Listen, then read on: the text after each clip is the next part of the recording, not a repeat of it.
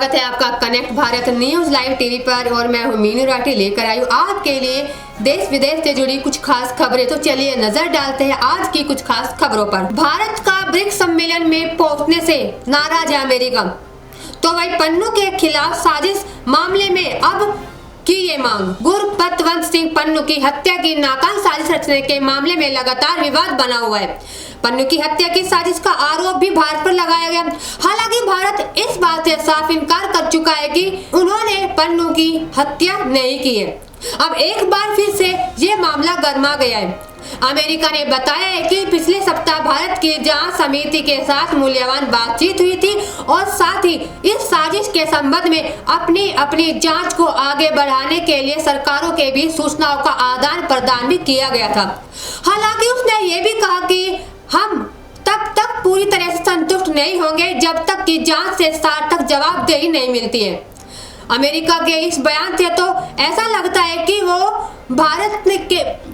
वो ब्रिक्स सम्मेलन में भारत के शामिल होने से काफी ज्यादा नाराज है, खुश ही नहीं दिख रहा है।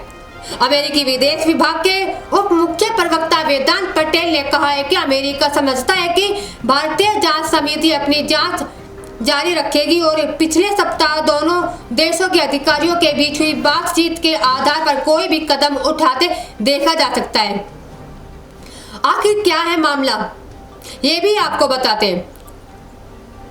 भारत की जांच समिति ने एक अमेरिकी नागरिक की हत्या की नाकाम साजिश में भारत सरकार के पूर्व अधिकारी की संलिप्तता की जांच के लिए अमेरिका का दौरा किया है।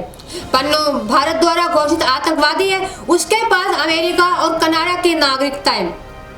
इससे पहले खालिस्तानी अलगाववादी गुरपतवंत सिंह पन्नू की हत्या की नाकाम साजिश रचने के मामले में अमेरिका में संघीय अभियोजकों ने न्यूयॉर्क की अदालत में एक भारतीय रॉ अधिकारी पर गंभीर आरोप लगाए थे। संघीय अभियोजकों ने दावा किया कि अधिकारी की पहचान 39 वर्षीय विकास यादव के रूप में हुई है। वो कैबिनेट सचिवालय में कार्यरत था, जिसमें भारत की विदेशी खुफिया सेवा रिसर्च एंड एनालिसिस विंग शामिल है। उस पर हत्या की नाकाम साजिश का कथित रूप से निर्देश देने और मनी लॉन्ड्रिंग जैसे आरोप लगाए गए। विकास यादव अब सरकारी कर्मचारी नहीं है। उन पर 3 मामलों में आरोप लगाए गए हैं, जिसमें सुपारी लेकर हत्या और मनी लॉन्ड्रिंग की साजिश शामिल है। न्याय विभाग ने कहा था कि वो अभी भी फरार है। उसके षड्यंत्रकारी निखिल गुप्ता को पिछले साल चेकोस्लोवाकिया में गिरफ्तार किया गया था और प्रत्यर्पण के बाद ही अमेरिका जेल में बंद है।